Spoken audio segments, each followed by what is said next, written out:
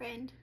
So, although I just turned 40, sometimes I can feel more like I'm a preteen kid when it comes to my relationship with God and fully believing Him. And I don't know about you, but maybe it's just me. But there are times in my life that I have definitely put Him in a box in certain areas and think that He is definitely going to come through in a certain way, in a certain time. And when He doesn't, I'm beyond crushed. And lately I've been going through that again because I definitely thought that a certain thing was going to happen at a certain time. And when it didn't, I started thinking, like, did I hear you wrong, God? Or are you not coming through for me? Are you not going to work this miracle like I thought you were? Are you not going to lead me forward from this place into that promised land? And then the other day when I was just having a moment, God reminded me of words that He had whispered to my heart a couple years ago when I was just worshiping Him at church and I was crying out to Him. And they were playing a song about like miracles and believing and that He is going to come through. And He just whispered to my heart, like, daughter, I am the miracle worker, not you. I know He didn't do it in a mean, haughty way. He always does it in a gentle, loving way. But He was telling me, like, I'm the Father. I know best. And I see things from a different vantage point than you do. So are you going to trust me that I do know best and I have good in store? And He reminded me of a few Bible stories where Jesus did miracles in kind of what we think from a human perspective, kind of a crazy way. He reminded me of the blind man, that Jesus mixed mud and spit, yeah, you heard right, spit, and put it on the blind man's eyes. And He healed him through that. And then God kind of whispered to my heart, like, do you really think that blind man, once he found out that I'd used spit and mud and put it on his eyes to heal him, do you think he'd really be like, why did you put spit and mud on my eyes, Jesus? Wasn't he just grateful for the miracle? Like, who are you, sweet daughter, to try to dictate to me, the miracle working, wonder wielding, powerful, mighty God? Like, yes, I am your Father and I love you, but I'm also mighty and worthy of awe and reverential fear. You can trust me to work the miracle that I need to work the way I need to work it. Because that's what it really all comes down to, isn't it? This feeling of not fully trusting. It's easy to trust when our life is going so very great. But in those in-between moments, when life gets beyond tough,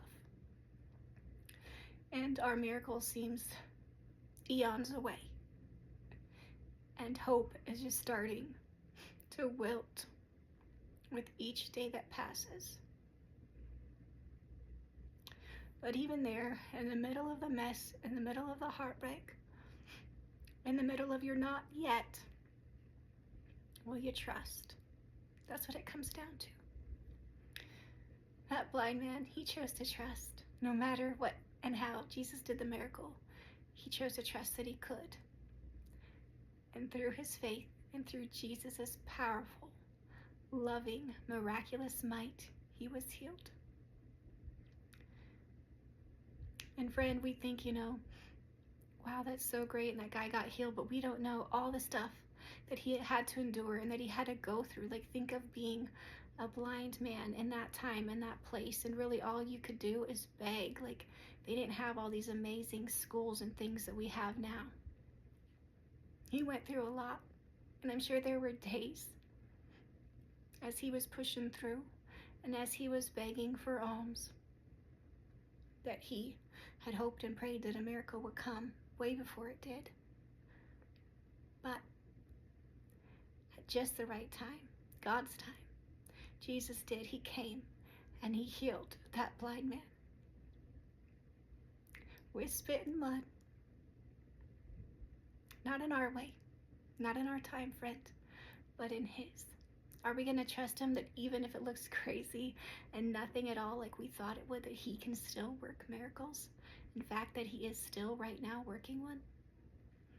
Sometimes we want all this outward change to express that we are changing and that He is working. But sometimes when I look back, I think the biggest miracle that He's wrought is a change in my heart. And no, I don't always get it right. I'm not at all perfect by any means. But He is changing and transforming me on a daily basis. And even when I get it wrong, He reminds me that He will make it right. So friend, I just wanted to get on and encourage you. If maybe your miracle is taking a little bit longer than you expected, or maybe it's happening in a way that you just don't understand why He'd work that way, let's trust Him that He does know best. Let's take our hands off of it and let's leave it to Him.